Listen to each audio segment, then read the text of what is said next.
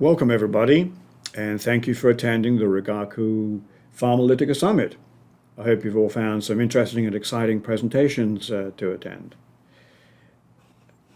What I'd like to speak to you about in this session is quantitative analysis of X-ray powder diffraction data.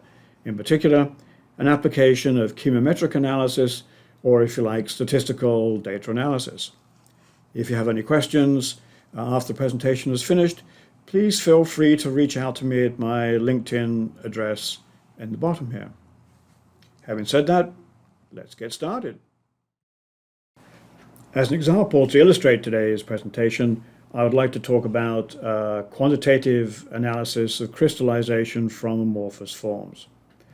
Although amorphous API forms are seeing increased utilization in drug products, although they actually still only make up a small percentage of the total number of drug products, there are a number of scenarios where the use of an amorphous API is quite attractive. And that's despite the issues and challenges associated with metastability. The first of these issues might be that you have no crystalline form that exists for a particular molecular entity. In that case, going the route of an amorphous form is probably one of the only pathways forward. A second scenario that might apply is that you require the increased dissolution rate and apparent solubility of amorphous forms in order to hit the appropriate bioavailability targets. And there's a third possibility. There might be very restrictive IP constraints on crystalline solid forms that makes the amorphous API a more attractive pathway. Nevertheless, whichever of these reasons that exist, the agency is likely to require that you have a method in place to detect 5% crystalline API within your amorphous formulated drug product. To do that, you're going to have some form of analytical methodology in place, and that's what we want to talk about today. Although imaging and mapping techniques like Raman microscopy or polarized light microscopy and CT imaging might be able to achieve higher sensitivity and lower detection limits, X-ray powder diffraction methods are considered to be a gold standard when it comes to detection of crystalline forms. And so that's what we'll focus on today.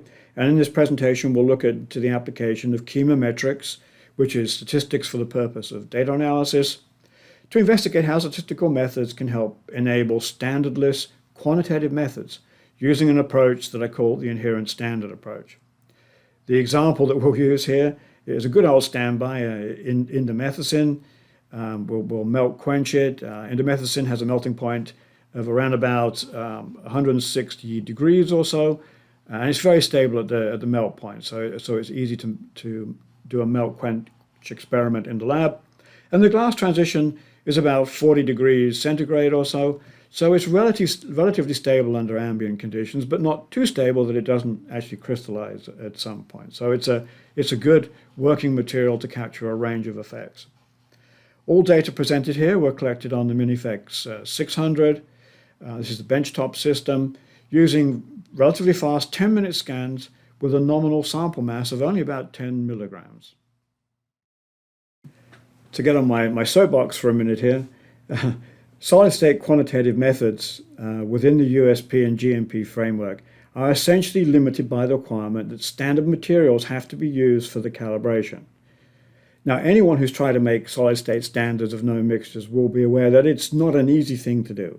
You have all sorts of solid-state matrix effects like preferred orientation, microabsorption, inhomogeneity, changes in solid forms, and these all combine with mixing and weighing problems that make the process susceptible to significant error. And if you have to try and reproduce a matrix of a drug product, that is practically impossible to do with just mixing stuff together on a lab bench. So all in all, the challenge of making representative solid-state standards for a method to quantify or limit test method for drug products is extremely challenging and difficult. In fact, the largest source of error by far comes from the standard materials themselves. So this is why today we're going to be talking about an intrinsic standard approach. This takes a very different approach. It's a standardless quantitative analysis, and it just uses data collected on what I call production materials. Now, these production materials should be selected to capture the full range of variability that you expect to see with your drug product. So it could include powder blends, as well as different batches of material and materials that have been put on stability. So you're trying to capture the full range of variability. You can use different production parameters, some of the test batches, basically as much variance as possible. You build that in at the front end to train the chemometric method to recognize what's going on in your material, what's normal for this sort of material. Now, the chemometric methods employed for this analysis, and what I'll talk about today, at least some of them, they loosely follow the FDA draft guidance, development and submission of near-infrared analytical procedures guidance for the industry. And I definitely recommend that you read this. It's a very interesting discussion of chemometric methods and some of the things that you're able to do with statistical data analysis. As I mentioned, all data analysis was performed using a Miniflex 600 system. This is the system illustrated over here. It's a small benchtop unit, runs at about 600 watts, so it's a low power unit. But the design of the X-ray optics, the small path lengths and the optical design, combined with either a DTEX one-dimensional detector or a HyPix two-dimensional detector, makes this unit almost ideally suited for quantitative analysis, as you'll see as we'll go through the data here. Now, the data were collected using a series of very, very rapid scans, which could then be combined together to give resulting data files of varying signal-to-noise level. And this is a good approach to take when you're designing quantitative methods. So as you're building up the method itself, each aliquot, you measure it with these multiple loop measurements, very fast snapshots, and then you can combine them together in different numbers to play around with the impact of signal to noise to try and work out, what's the optimum signal level that you really need, what's the optimum measurement time to achieve the limits of detection that you're looking for. Now, the materials that I used here, the first one was just rendered melt quench indomethacin.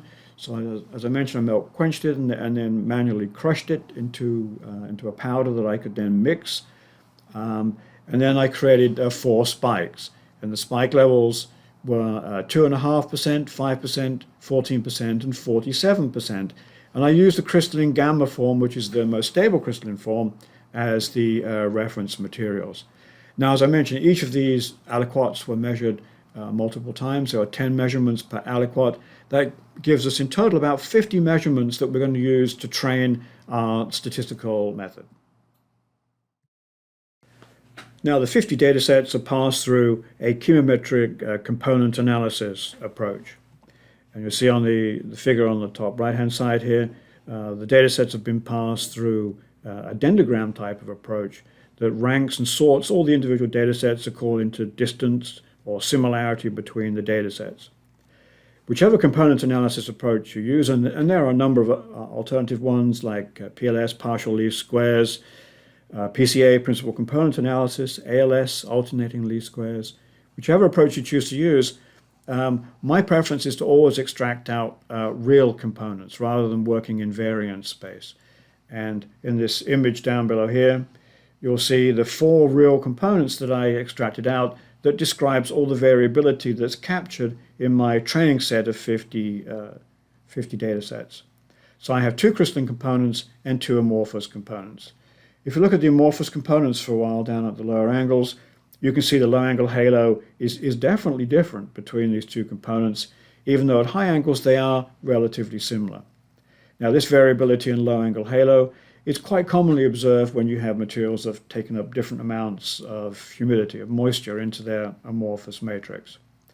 Now, for the crystalline materials, if you compare, for example, here, the peak intensity at about 27 degrees, the green and the orange trace have substantially different peak intensities.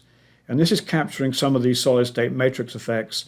Maybe it's preferred orientation or whatever that's going on within that material.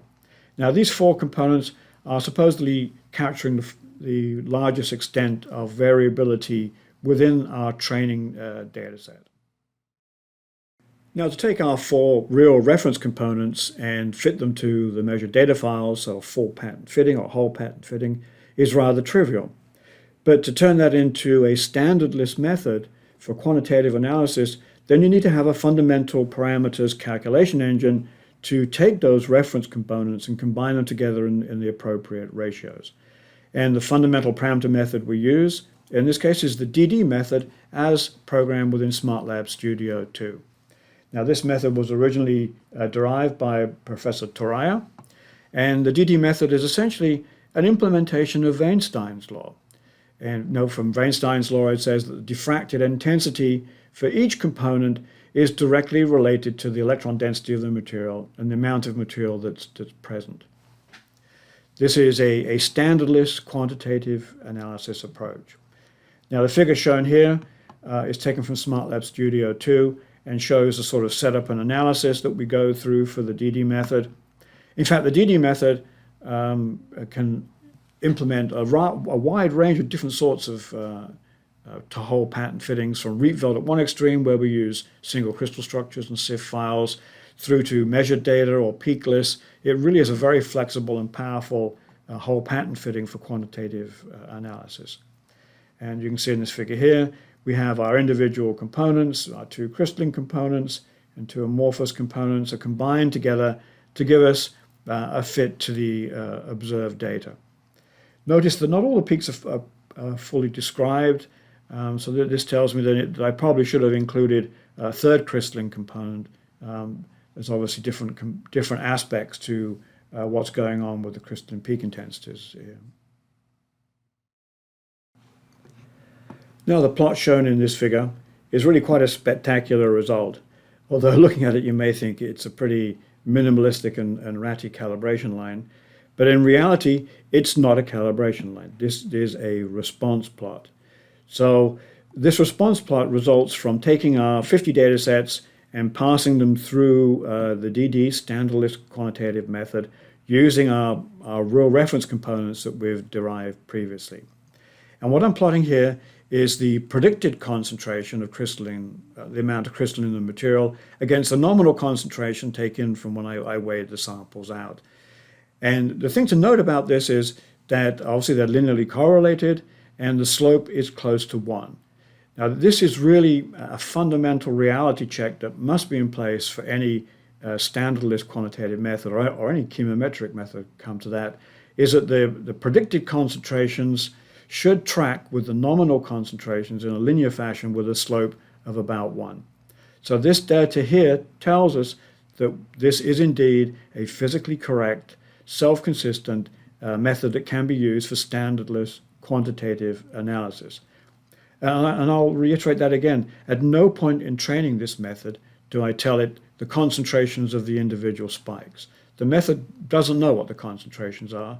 And in many cases, if we're working with production materials, we won't know what the concentrations are either. But based upon the individual components that have been extracted and identifying the molecular entity associated with those components, and then plugging that into this fundamental calculation engine, it's able to back out what the quantities should be if that physical model is correct. Now, although it's not really applicable within a standardless quantitative method, we can go through traditional statistics and estimate what the limits of detection and quantitative limits would be for this particular method. And to do that, we use the function STIX, standard error in y given x, and we use this as a measure of the standard deviation in the data itself. So given the standard deviation in the slope, following the ICH guidelines, the limits of detection is about 3.5%, and the quantitative limit is around about 10.7% weight crystalline in amorphous. So to summarize what we've learned so far, component methods can be used on an ensemble of data collected on our so-called production samples to derive real components that describes all the variability contained within that ensemble of data. And again, production samples, in my interpretation, can include just powder blends, all the way through to materials that have been placed on stability, through to experimental production runs or production runs using different parameters at each unit operation step. And again, you want to capture as much variance as you possibly can. The failure to capture critical variance will lead the method to fail down the road, as you'll see later on in this presentation. Now, these components can be combined together within a fundamental parameters calculation engine, like the DD engine within SmartLab Studio 2.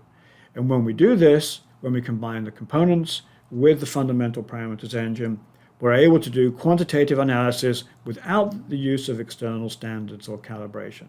And that bypasses all of the pain and suffering that goes into the use of solid state or the making of solid state standards. Now, to enable this, and I sort of skipped over this bit when I was going through before, but each component that you've pulled out from your component analysis must be identified with a molecular entity or formula unit. That's so you can get extract out what the electron density is. Now, SmartLab Studio 2 has a range of tools that you can use to do phase analysis of crystalline materials against databases or other measured data. And you can do the same for amorphous forms. You can compare them to previously measured data sets to try and identify what the chemical entity is that's giving rise to that particular real reference component. And I refer to this method that we're presenting here as the intrinsic standard component method. And its use is primarily for quantitative analysis, but also you can use it for limit test methods as well. Now, the chemometric or statistical data analysis methods used here, these are interleaved multi-layer statistical analysis methods. They have to be trained on real observations. So like all AI-based techniques, you have to train them. And the results of the method is only as good as the training data set that you put into it at the front end. So now we're going to move in a completely different direction. Everything we've covered up until now has been a very compressed and accelerated view of method development. And that consists on identifying your ensemble of materials you want to study that captures all of the variance you expect to see in your production samples. It's then collecting the data using the loop approach, so you have multiple measurements on each aliquot that you can then combine together in a way to explore the impact of signal to noise, different counting statistics, different measurement times, etc. Then you pass them through a component analysis methodology to extract out the real reference components. And then with all that information, you train that into this statistical method along with a fundamental parameters calculation engine that enables full standardless quantitative analysis. Now, the direction we're going to move in now is more towards the validation aspects of such a quantitative method. And really the huge advantage of using statistical data analysis and also these fundamental calculation engines is the ability to perform statistical modeling on the method and on the data analysis itself to assess its robustness and performance and to do very complete design of experiments to select out the appropriate measurement parameters and sample preparation that you want to use. Now, traditionally within chemometric approaches, this has been called internal validation. And that's discussed in the draft guidance, which I introduced to you at the beginning of the presentation. And traditionally, the way this is done is a method called bootstrapping, where measured data points are randomly included and left out of the statistical analysis to look at the impact on the calibration line itself, on limits of detection, and this allows you to really explore the robustness of the methodology you put together. The extra step I'm going to add here to the traditional bootstrapping is to include simulated data as well. Now, we've already seen that this fundamental parameters calculation engine is able to simulate measured data. That's what gives you the ability to do the standardless quantitative analysis. So we're going to use it in reverse to simulate data at a whole variety of different crystalline concentrations.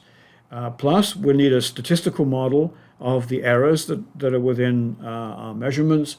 And these are going to be the measurement errors, the counting statistics, but that's going to be dominated by the sample preparation errors themselves. So as we move towards this internal validation using this hybrid bootstrapping approach, we'll need to look into, well, how do we test and verify that the simulated data we're going to use and plug into our bootstrapping is actually representative of the measured data? Does it capture the full error and variance that we're seeing in the data? So the first source of error and random statistics in the measured data that we want to make sure is definitely incorporated into the simulated data is that of counting statistics. And to test that, I've taken multiple measurements, so repeat measurements on the same aliquot. And these measurements were made over a period of about 1 day. So this should capture, the variability at least over a day on the repeat measurements on the same aliquot. So the sample's not repacked or anything. It's the same aliquot, same sample holder, just measured multiple times. And here we have 10 measurements on the same sample. I think this was the 2.4% weight crystalline spike. And then we can do a variance analysis to look at the variability between those measurements. And on this graphic on the bottom right-hand side, the blue hairy trace here, this is then the variance across those 10 data sets. Now we expect counting statistics to be governed by Poisson statistics, so the statistics of a small number of random events. Now the red line here is effectively a 2 sigma level for Poisson statistics. Now I know Poisson statistics doesn't really have a sigma associated with it. Nevertheless, this illustrates the point I'm trying to make. Now, as this does correspond to the 2 sigma level, we expect the large part of the data to lie underneath the red line itself, but some data will also sneak out above the line. So for the most part, this tells me that the variability between repeat measurements is essentially governed by Poisson statistics. At lower angles, and this is due to the data processing that I've employed, where I essentially remove the instrument baseline, there's some extra shenanigans going on here where the noise level is outside of Poisson statistics. But that comes down, as I said, to data processing and baseline removal. And we're not actually going to be using this area during our standardless analysis. So this tells us Poisson statistics is a good description of counting statistics in this experiment. There's nothing else weird going on between the repeat measurements, and we can use this to describe one aspect of the error within the measured data. So this is the first set of simulated data that we've produced, and the way this is done is that we've added Poisson statistics for each individual data point. We've just determined that Poisson statistics essentially governs the counting statistics, so that's the noise in the data given by the measurement time that we're using. And the way we apply this to simulated data is that each point is allowed a random variation that lies within Poisson statistics. So this gives us the high frequency noise that you can see on top of these simulated data. On top of that, in the simulations, we target a crystalline level. So let's say we want 2% weight crystalline within the material. But then within that constraint, the combination of the 2 amorphous reference components and the 2 crystalline reference components is completely random. So it will randomly select how much of each of the crystalline components it wants to add and how much of each of the amorphous components it wants to add for each simulation. So in this case, we generate a set of simulated data files that captures the full randomness that we've seen within our components and within Poisson or counting statistics. And that's the result we can see over here with simulated data for a 2% crystalline weight. Now, to see how close that is to measured data, in the bottom graphic, I've compared it to the actual, one of the measured data sets for the 2.4% weight spike crystalline material.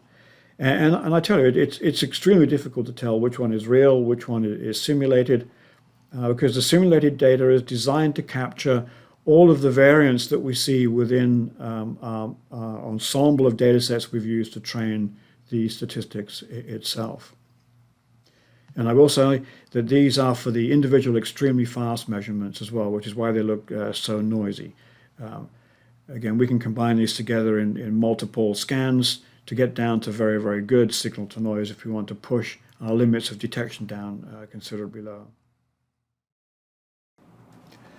Actually, before moving on to the sample preparation errors, I just wanted to show you a visual representation of the simulated data. Because an alternate approach that the ICH guidelines gives us to determine limits of detection is a visual inspection method. So in this 4 sets of simulated data here for a target crystalline content of about 1% weight, if we look at this characteristic peak here at about 12 degrees to theta, you can see that the peak is sort of visible in all of the data sets, although in the purple one it's barely visible, and it's only just above the inherent noise level. So I would say from this visually that 1% crystalline weight is probably on the lower end of the limit of detection. But if we look at the 2% simulated data, it's absolutely clear that the peak is visible in each of those simulations. So visually, 2% weight crystalline is above the limit of detection. And when we compare that back to the previous slide, where we looked at the limit of detection using sticks and the slope, we get about 2.5%. So it just shows that these statistics are self-consistent. The visual method, I mean, as we normally find, has a slightly lower limit of detection. But I just wanted to show you that alternative approach before we move on to the sample preparation errors. So now we move on to the incorporation of sample preparation errors. And the way we've done this is to assume a random error in the actual target amount of crystalline material that's in the mixture. So let's say you want to make a mixture with 2 milligrams of crystalline material. Well, then we assume that there's an uncertainty with that that's described by normal statistics. And so we have a sigma that's associated with the spread of that normal statistics, or the amount of uncertainty in the amount of material that's present in each physical mixture or in each simulation. Now, when you include that error within the analysis, you could, in principle, add it as an orthogonal error and spread it out as an error or an uncertainty in the nominal concentration, or we can combine it together with the Poisson statistics noise and add them sequentially on top of each other and impact the predicted concentrations. In this particular plot, I've chosen to add this random error in the amount of material in the sample on top of or collinear with the Poisson counting statistics error. And that's because it becomes a lot easier to compare the data to actual physically prepared samples, because there you really have no idea of what the uncertainty is on the amount of material. And just from visual inspection, what you can see here is that the additional spread or uncertainty in the predicted value that comes back from the DD method is now sufficient to fully capture all of the variability that we've seen in our actual measured samples in green. And the way you do this simulation and study is that you gradually increase the standard deviation of your normal statistics until the spread of the line is sufficient to capture all of the experimentally observed data. So you want to make sure that you capture the complete ensemble of data. And in doing that study for the spikes that I created earlier, I found I needed a standard deviation of about 0.2 milligrams in uncertainty in the mass of material. Interestingly, that gives a quantitative limit, if you like, of my preparation method of about 2 milligrams. So this is telling me that in reality, I should absolutely not be mixing anything at levels less than 2 milligrams when I create my spikes. That is the actual quantitative limit I should be working at. So when we included all of our sample preparation errors, now our limit of detection has increased substantially to above 5%, and our quantitative limit is up around about 16%. So even if we increase our measurement times 10 or 20 more, we go to synchrotrons, as I've mentioned, and we reduce our Poisson statistics, our counting errors down to the smallest possible level, at least in the way that I prepared the samples here, we're still going to be dominated by sample preparation errors. So really, to get a much more robust quantitative method, you have to control both the sample preparation errors as well as the measurement errors. Having said that, this is the argument for why we want to do standardless quantitative analysis, because in almost every case, the dominant error is in the preparation of our standards. So the mixing errors I'm talking about here, these only come into play when you make your standards. They're not present when you look at the drug product material itself, because that's what you're trying to analyze, is what is actually inside that material. So these additional errors only come into play when you're mixing standards. If you're using a standardless method, then you can control the errors by selecting the appropriate measurement time or the appropriate instrument to collect the data on. And I just wanted to show you visually the difference that including the sample mixing errors, sample preparation errors has on the simulated data. This is a simulation or set of simulations I showed you earlier for 2% weight, where you can clearly see the crystalline peak.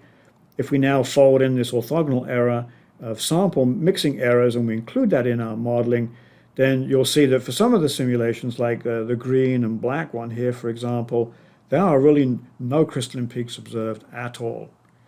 So this is just showing that the simulation approach is truly capturing all of the random errors that we're seeing within our data ensembler.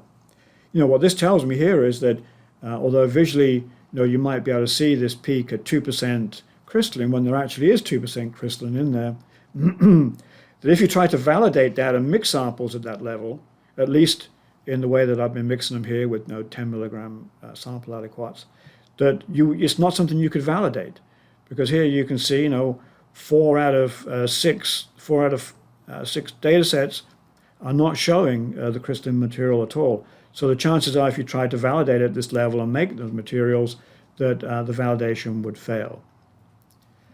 So I think at this point you can see that the simulated data passing through the fundamental calculation engine like DD is able to capture the full scope of the random variation in our data ensemble used to train the statistical method.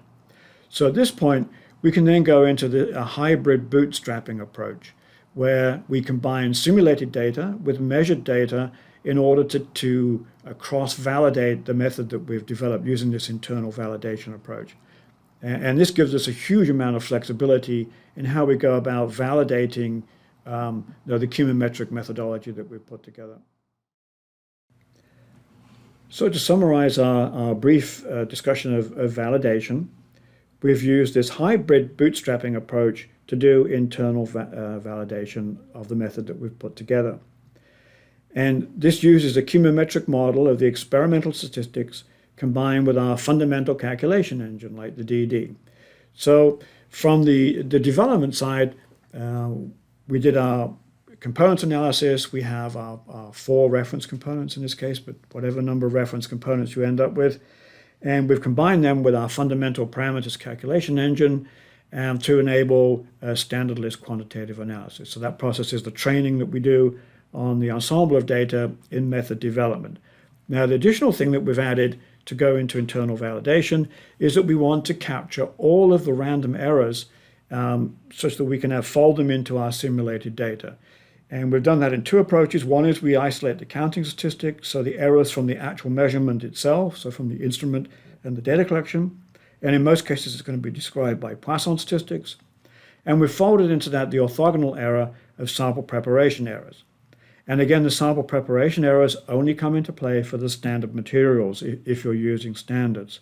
And it allows you to explore what you need to do if you want to actually validate the method by mixing real materials. For unknown samples, or production samples themselves, we don't have to include the sample preparation errors. So we do this second step in the validation part, and validation is always about an investigation of statistics and errors and how that affects the robustness and performance of your method. And we do this to make sure our simulated data is essentially indistinguishable from measured data. So that really is a justification of folding simulated data and measured data together in our full internal validation test. And this allows testing and exploration of experimental parameters and analysis methods, and even design of experiments way beyond what would be practical using real samples and real measurements. In this approach, you can play around with all sorts of changes in measurement parameters, sample sizes, mixing, even different analysis techniques, ranges of analysis, without having to go back and recollect any data or remix any samples. So it does allow deep exploration of robustness and the minimization of risk through optimization of experimental and analytical procedures. Now, SmartLab Studio 2 actually provides a wide range of tools that you could use to determine crystalline content in amorphous forms or percent crystallinity. It has a full suite of Rietveld or whole profile fitting packages, and you can use these with input your CIF files for the crystalline phases at least. But I recommend that you would actually use that approach within DD. So the DD package itself does contain a Rietveld-like approach where you can combine in crystalline CIF files to do the analysis. And the DD part of it gives you a little bit more flexibility in how you define your amorphous phases. You can do traditional percent crystalline analysis by taking the area in the crystalline peak intensities above the amorphous or diffuse baseline. And of course, there's a whole plethora of single and multiple peak calibration methods that you can use. Now, with this simulated data that we've created, that we've just shown captures all of the variance of the real data, we can actually use this and go through all of these different techniques and just see, how they compare to a true standardless quantitative method. In this slide, I look at the traditional percent crystalline methods, like the Rouleau method, for example, which essentially separates out the crystalline diffraction peaks from the diffuse component in the data. You do have to subtract out the instrumental baseline before you can go through this analysis. But essentially what the methods do is they compare the area in the crystalline peaks with the area from the amorphous diffraction signal.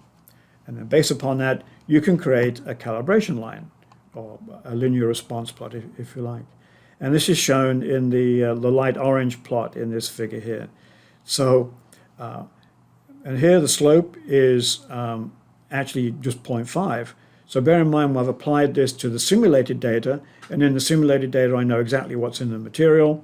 You could also do this to the measured spikes as well, although when you do that, you're incorporating, of course, all the mixing errors that can blur the argument or the essence you're trying to get to. So this is running it through on the simulated data, and you can see that the slope of this line is far, far away from 1. So this tells you straight away that this is not a physically balanced or correct method. This is not an absolute standardless quantitative method. Now, you certainly could calibrate this method. As you can see, I ran it through on the pure crystalline material, 100% crystalline, and came back with a concentration of just over 50%, which is in line with the slope.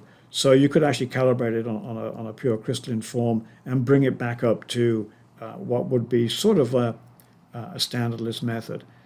Although my preference is just run it through a true standardless quantitative method like the DD as we have developed earlier on here. In the next couple of slides, I want to show you the application of a single peak method. And surprisingly, these can give a very good limits of detection and linearity for a crystalline and amorphous analysis. Actually, before I do that, I'm just looking at this plot here, and I realize I forgot to discuss something for the previous case where we were doing the traditional crystallinity analysis, looking at the crystalline peak area. The reason that for organics that is not an absolute method is that there is a substantial amount of diffuse scattering present within the crystalline material themselves for organic materials. A lot of that can come from disorder, but it also comes from anomalous scattering or like Compton scattering and the like. So that's the reason why these traditional methods, which I showed in the previous slide, for example, why the slope of this is down at about 0.5, is because just cutting out these crystalline peaks misses all the diffuse component that's present in crystalline forms for organic materials. Anyway, so now back onto the single peak method. If we look over here at the reference materials, the crystalline reference components, for this peak, as I had mentioned earlier, at 27 degrees, there's a substantial difference in peak intensity. So clearly within our ensemble of data, we can't use this peak alone for crystalline content analysis because it varies so much. But it turns out we have another peak down here at about 12 degrees that has a minimal amount of variance in it, at least across our training set that we've used. And later on, we'll see the problems that come with not having a good training set. But at least within our training set, this peak is a good one to pick. It doesn't vary that much. And so SmartLab Studio 2 gives a whole bunch of tools available where you can slice out that area, and then you can do either single or multiple peak methods that you can program in, and then they'll run automatically through all of the data sets. And this just shows you an example of how the single peak method is set up and how it's run using this peak at about 12 degrees 2 theta. This figure shows the result of passing the simulated data through the single peak quantitative method, which I'd shown you earlier. Now, this is data simulated just including Poisson statistics. It doesn't include any mixing errors or anything like that at all. And surprisingly, that this single peak method actually gives the best linearity out of all of the methods that I tested on the simulated data, and with the lowest limit of detection of about 1.6% weight crystalline in amorphous. And again, the simulated data was designed to mimic these extremely fast measurement times. So this LOD probably represents the best that you could achieve on that type of data. And just to reiterate again, you can push this level down really as low as you want with by selecting the appropriate measurement criteria, provided you're not having to mix standards, or you can control your sample preparation. Now, this data really goes to show why single peak methods are some of the most popular still today, despite the inherent risk that you never really know whether the peak might do something crazy in one data set and give you some very anomalous results. But at least within this ensemble, it's very, very robust. And I think that's because we chose a peak specifically that showed the smallest amount of variability across our training set. Now, I will say this is absolutely not an absolute quantitative technique. This must be calibrated. You have to calibrate single peak methods in some fashion or another. And in this case, you could, in fact, use the simulated data, so a hybrid bootstrap data, where you could use that to establish a calibration line for a single peak method that you then want to go on to apply to real samples. At least in that way, you can avoid mixing errors within the calibration itself. But it may give you some vulnerability to, let's say, random changes in peak intensity that's not captured within the simulation engine itself. So with all that time and energy spent on investigating method development and internal validation for our quantitative methods, looking at crystallization, I felt suitably prepared to actually do a study in real time. So we took some milk quench indomethacin, crushed it up into a fine powder, left it under ambient conditions to see how and when it crystallized, and whether we could then apply a quantitative method. And you can see over here that over time, gradually this crystalline peak came in. But very quickly I realized that we had a problem here, that there's only a single peak. And in the next slide, I'll show you that it's not even a peak that's contained within our original model. In this final slide, you can see why we had such a problem. The crystallization just gave us a single peak, which is sort of surprising unto itself, but I guess I shouldn't have been surprised. Not only that, this single peak is not part of the gamma crystalline form that we'd use to develop our method. So even if we had used a single peak method on any of these larger peaks, we wouldn't have found it. And it's also not there in the full pattern methods, because they were all trained on the crystalline gamma form. And the peak that's coming in is clearly not present in the crystalline gamma. If I allow this crystallization to go on, and this is pretty much how it looks today, you'll see this is the form that's crystallized out, nothing like gamma at all. Ran it through SmartLab Studio, did an ID on it. Turns out that it's alpha indomethacin. So this is a metastable form that's coming out from our crushed milk quench material. And in fact, if you do a literature search, you can realize that that's actually quite common. Alpha indomethacin is often the form that pops out from amorphous or milk quench indomethacin. So this really contains two morals, and I try to always incorporate these when I'm talking about method development. One is all methods fail. No matter how much time and effort you put into it, it'll fail at some point. That's just statistics. And really, if it doesn't fail, then you haven't designed it correctly. It's just not working the way that you think it is. So failures are actually a good thing. They give you some confidence that the methods are sensitive, they're working well, that they're giving you good, reliable results. But you need to plan for that failure when you design the method and when you roll it out as part of your lot release or whatever else. Methods fail. Plan for that. It's not a bad thing. It's telling you that the methods are working well. And the second moral is you've got to make sure that your training set captures everything that you expect to see in this material. If you're just working on a single GMP batch, then you've got a problem. I mean, you're going to see things down the road that you're just not building into the model. The model is really going to fail.